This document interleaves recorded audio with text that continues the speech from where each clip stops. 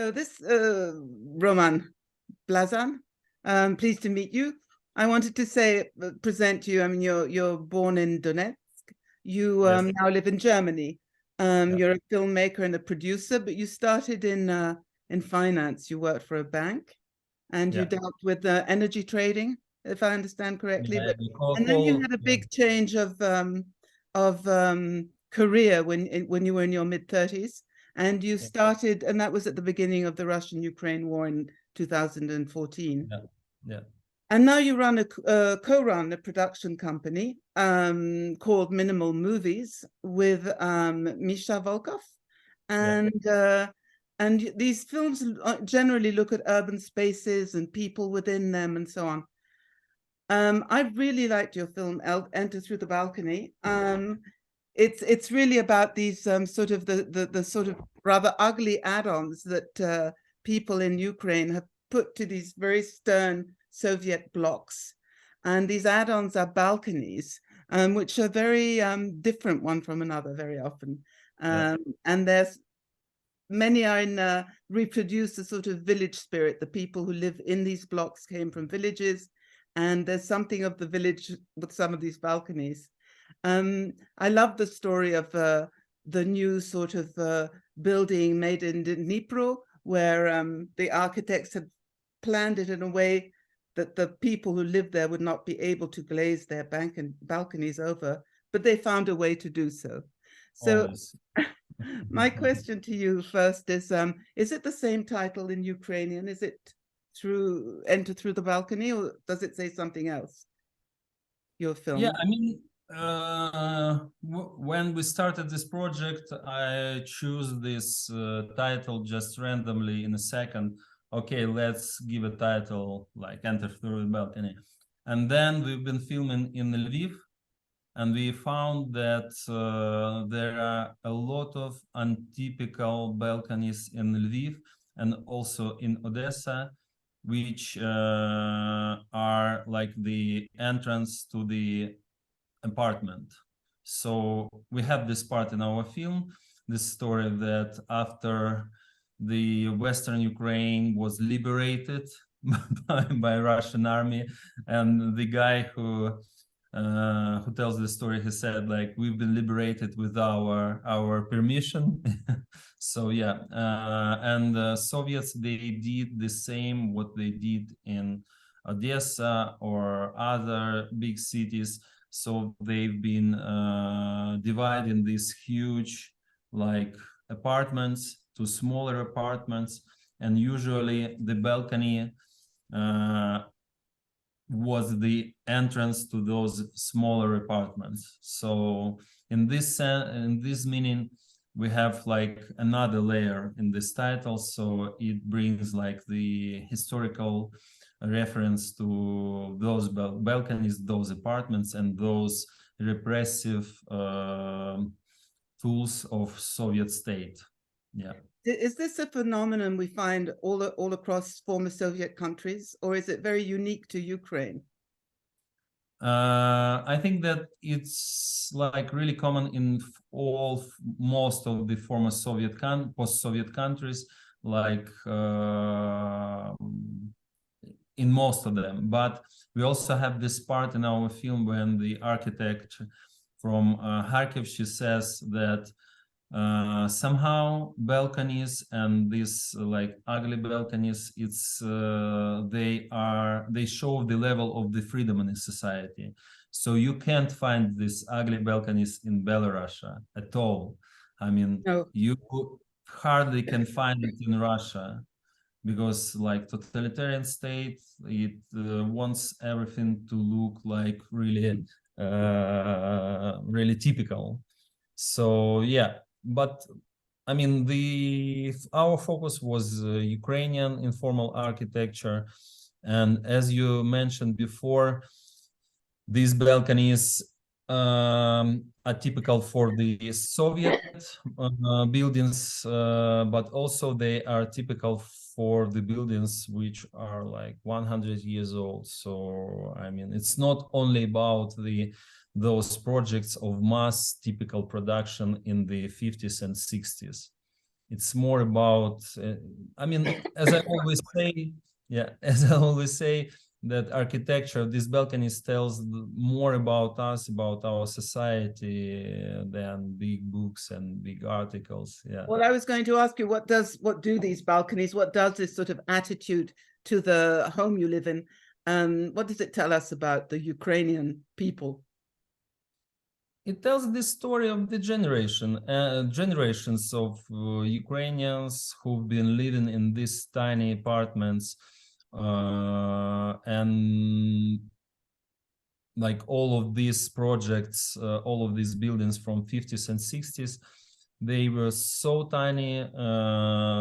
In Soviet Union, they had like these free apartments, and you know that all you can get free, it's not like the best choice you can get. So those apartments, they were usually without any like storage places. So balconies for most of the people in former Soviet Ukraine, they were the places to store like to keep bicycles, food, or like any kind of stuff. I mean, it was really, I mean, Soviet Union, people in Soviet Union really did live like really poor, correct? I mean, and Ukraine, it's not the most like developed and most like wealthy country in Europe. So that's why when you take a look at these balconies, you see that this is how people live. Like ordinary people, they live this way, you know. They are trying to get more space for storage. They're trying to get more space for their hobbies or something else. And it's just about, you know, I mean, this question in Ukraine was really demonized like in the recent years, and people been like, all the discussions in media, they've been made in this way, like, oh, those people with bad taste, you know, they make the buildings like ugly. But you know what, I mean, the architecture, it's the mirror of the society, you know.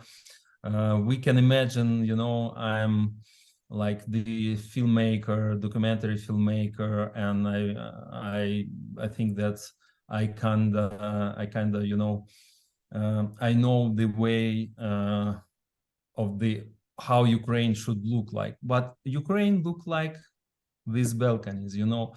It's really Patched together, and people being resourceful in trying to find solutions. Yes, yeah. I mean, this is who we are, you know. This is who we are. We came from from Soviet Union. We have this post-Soviet identity. And actually, you mentioned before that my films about architecture. My films, I mean, yes, we have a lot of films, short films on the topic of the urbanism, architecture. But in the end, that's the question which made me choose the documentary filmmaking. This is the question of the identity, because I came from that generation from Eastern Ukraine who was old enough to remember the fall of Soviet Union and young enough to, you know, to remember, I mean,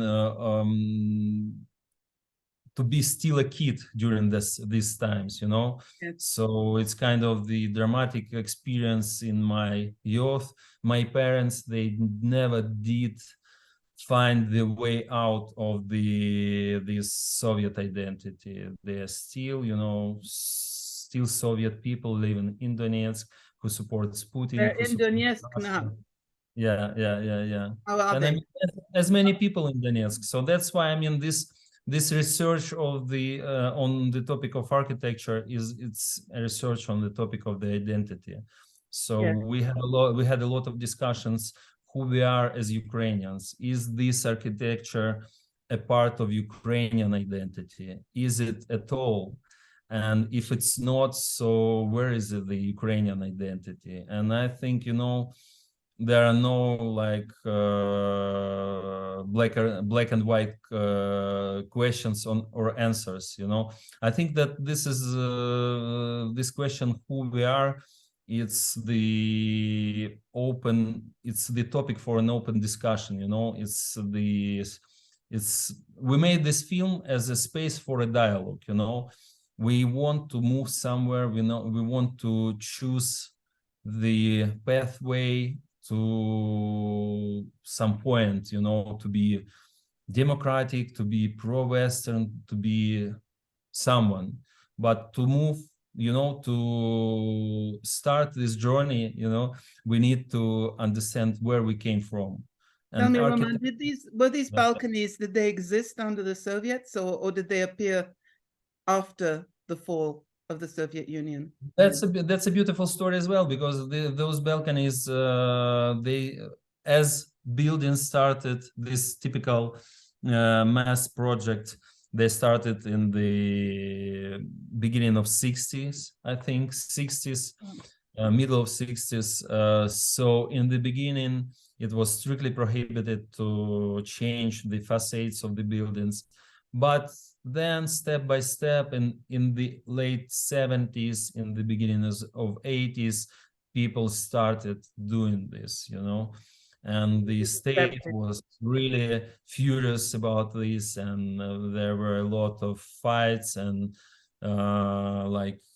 militia, they did destroy like glazed balconies in the evening by sticks and stones. And it's still a story about our society. It's still a story. Yes. Yeah. Don't some of these balconies collapse? Didn't they? You know, they don't seem very solid. Don't you have stories of you know, I mean, I've heard more stories about the balconies which collapsed because of the under maintenance of the buildings, you know. Yes. Not because of the, I've heard some stories that balconies collapsed, but it's not kind of, you know, like the huge problem, or it wasn't never like this kind of problem. I mean, people, they're really good and, you know, in constructing something somehow, you know. So I had a talk, I've been to ITFA film festival in Amsterdam, and I met the filmmaker producer from France, and he said like, wow, man, Ukrainians are really good in adapting. So because of the war, then the war started, then the invasion, this full-scale invasion started. He said, I've seen so many like I experienced and seen so many stories then people adapt. And I said like, look, man, in any conflict, any war, people adapt. And he said, no, like Ukrainians are really good in this, and maybe this is your superpower. So I mean, they like this way of adapting these buildings unprepared for, you know, these modernist buildings, they've been built for the like for the ideal people, and then like normal people, real people take over. So how are your parents now, if they're in Donetsk, and are they Russian speaking, or they're Russian speaking? They are on that side, you know. So they support Russia. I mean, they're under Russian influence like since 2000, you know. so they would want to be annexed, or I mean, that's again, that's not a I don't have a black or white answer, you know. They want to have a normal life. They want the war to be stopped. And as far as for 20 years, they've been consuming Russian media, which said that bloody Ukrainians, like bombing, like killing people. And yeah, I mean, if you for 20 years you listen to this kind of news, so you that becomes your own narrative, you know, narration. So but in the end, what they want like people in every part of Ukraine, they want to have like peaceful life. They want to do something, to have a job. Like right now they are pensioners. My mom still work, but I mean, What did they do? What was their job? My father was a miner, and my mom, she's like the secretary of the local office, the guy from the local office. So it's The kind of, mining office. yeah. Okay. So I was going to move on. I mean, you had this big change of in your life's direction because of the war. Can you tell us a little bit about this? I mean, what happened to make you want to change very radically? And yes, that's my first question. What happened? What was you were I mean, the middle age crisis, you know, at some point in your life, you just understand that the path you've been taken for years, it wasn't your path. It was a way which like your parents installed in your, you know, yeah. and then at some point you just understand that you see no sense, no meanings, like in coal trading or in banking or in something. Yeah, I mean, I think that I'm blessed that I just quit my job and I spent years just trying to understand who am I, what I want to do, and I almost been a DJ, I almost been a radio host. I mean, I almost been a startupper in IT sector.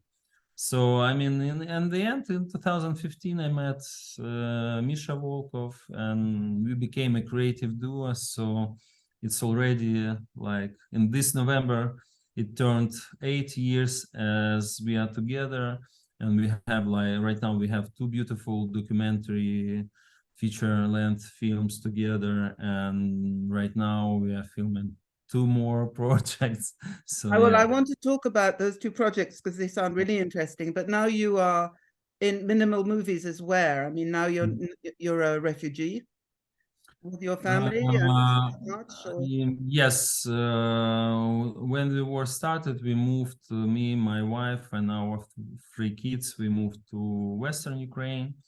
And then we spent several days in the bomb shelter with 3 little kids, like 4, 2, and 1 years old. And that was the moment my wife, the youngest one, he wasn't even like 1 years old, he was like 9 months. maybe, yeah. So yeah, my wife just said, "Oh, like it's impossible to stay with kids, like they're screaming, pooping, yelling, crying." So it was, yeah. I mean, and that's why we crossed the border, and we crossed borders of 3 or 4 countries, 3 countries, and in the end, they ended up in Germany. Yeah, and we are happy that we are here. But anyway, despite the fact that I'm here, my partner Mikhail Volkov, Misha Volkov, he's in Kiev.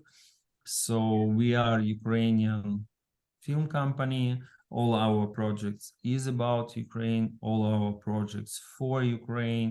Ukraine is the main audience for us. And despite the fact that all these projects are for international audience, like first of all, we always think about people who are gonna watch this film in Ukraine. So yeah. And are you finding in Europe a bigger receptiveness towards helping you produce your films, are you finding that people are more open to the work of Ukrainian filmmakers in this case? Definitely. I mean, what happened, this full-scale invasion, it helped the world to unite around the ideas of freedom, ideas of the like support Ukraine. I mean, and yes, definitely many doors been opened for Ukrainian filmmakers after the full-scale invasion. I think that finally Ukraine is on the mind map of the world. You know, like a year ago, one of the projects we started like 20 months ago, the war was already going on in Ukraine. but it was really difficult to explain people somewhere in Germany or Austria or France, why do people in Germany, Austria, or France, or any part of Europe should like to watch the film on the topic of war in Ukraine, you know? And right now, there are I think no people left who think that this war doesn't bother them, you know? It's about like the prices in the supermarket, at the supermarkets. It's about the refugee crisis. It's about instability in the world. It's about the uncertainty for ordinary families in every small part of Europe or even any other part of the world. So yeah, right now, I mean, that's relate. The stories from Ukraine relate to people in any part of the world. And I think, I mean, you know, what's happening, it's horrible. It's, I mean, I can't find words for, you know, to describe. I mean, this is the trauma for every Ukrainian. I mean, doesn't matter where he are. I mean, I'm here in Germany, and I'm still every day I wake up, I'm thinking about my parents, my friends, my colleagues, my partner Misha, who's still in Kiev, and yeah, I mean, it's uncomparable, you know, what do I experience as a human being and what do they experience. But anyway, I mean, what we have like this, it's horrible, but you know, Ukraine will prevail, and finally, I think that Ukraine like is a full, in the full meaning, the member of European family, you know, and we don't need to explain people why they should be or could be interested in the stories from Ukraine. And in the same time, Ukraine, I mean, all the stories, all the documentary projects we are working with, these are projects not about, you know, what's going on right now. It's about what's been going like decades before, and what we're gonna do like then this war will be over, you know. Well, I wanted to come back to some of the films I looked at on your minimal movies site, and there's a number of short films, including well, there's the film which there's one about sort of the concrete architecture in Kiev. Yeah. And there's another one just about the sort of beaches of Kiev, and my favorite, that's my favorite, you know, the most like unrecognized, and the most favorite film, yeah, Beaches of Kiev. These big buildings, and then there's the river and people sunbathing.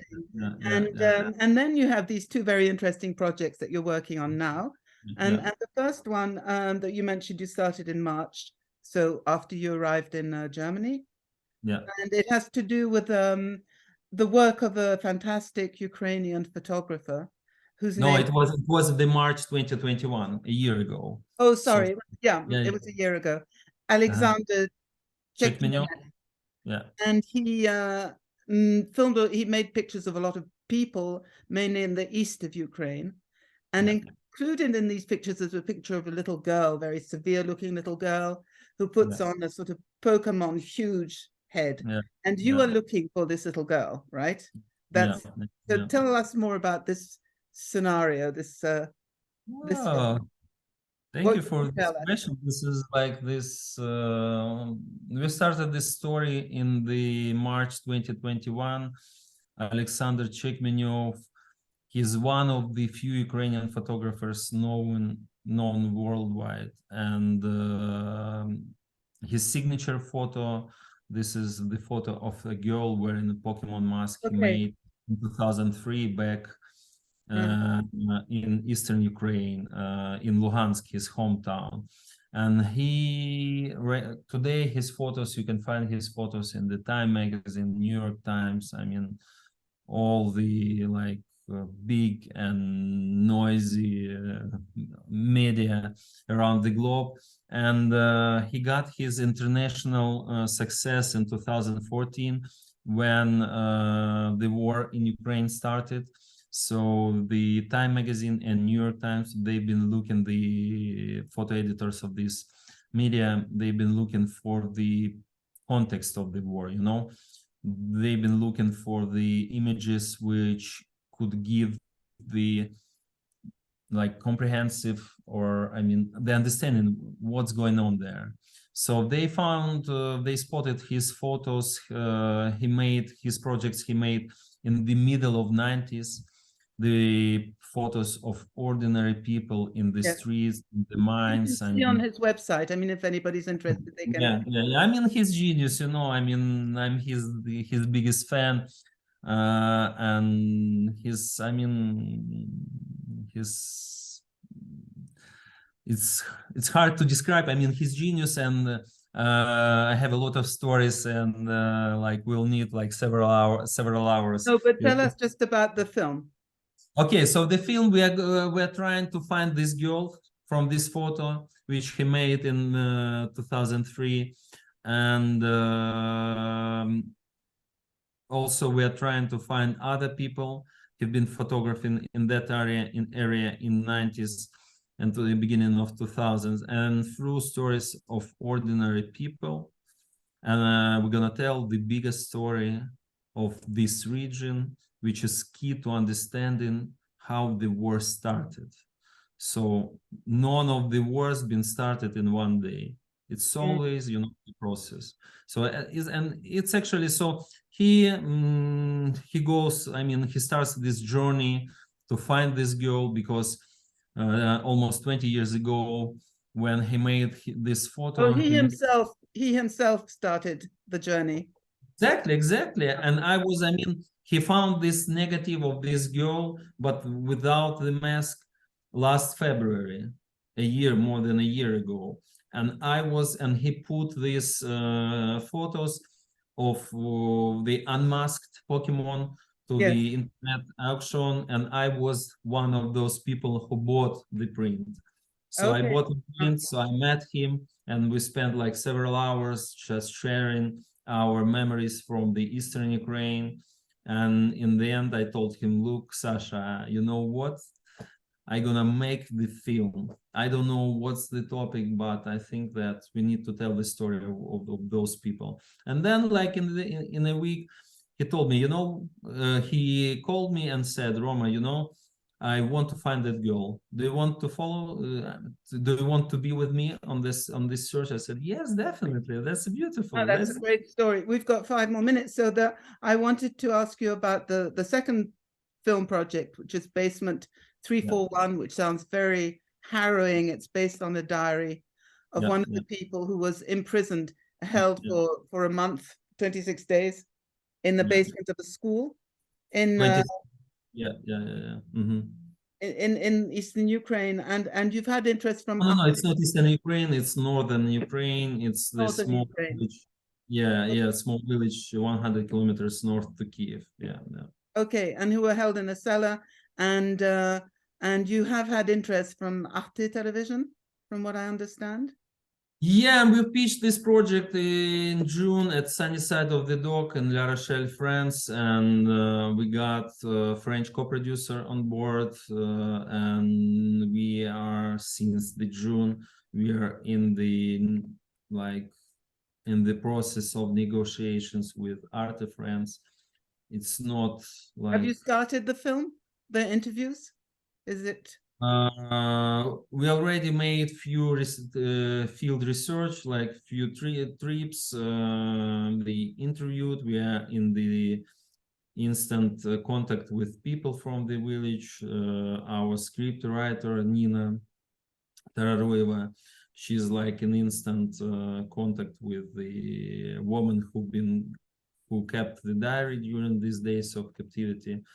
So yeah, and the shooting is gonna, like, if everything gonna work well, so we're gonna start shooting in the March 2023, and the film will be released in January, February 2024. And these are both the films are going to be sort of half-hour films, or are they going to be longer? No.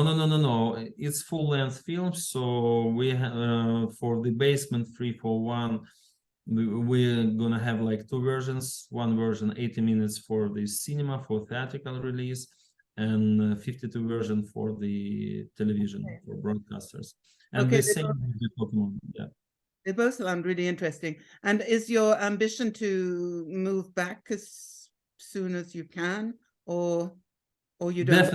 Definitely. I mean, definitely, I mean, my heart in Ukraine, you know, and living here in Bavaria, I love Germany. It's beautiful, and it's such a joy, you know, to be able like to do the work I'm doing. But anyway, the focus of this work is in Ukraine. So as soon as possible. I mean, I'm father of 3 little kids, you know, and I can't you know, just put my wife in this situation. Then she's managing, like, she already has 2 jobs, and I mean, she applied for the master's degree, and she starts her education in January in London. So I mean, she has 2 jobs, 3 kids, and 1 master's in the process. So She's doing it's online, unfair. I suppose. Huh? An Huh? online master's. Yeah, no. It should be like the she has to visit like university for a week every 2 months. Yeah. Okay, so you'll have to look after the children. Yes. Kids duty is also part of my filmmaker's job, you know. Okay, well, thank you very much, Roman. It's very good work, and I wish you all the best. Thank you so much. Thank you for this interview, and thank you for support and attention to Ukrainian films.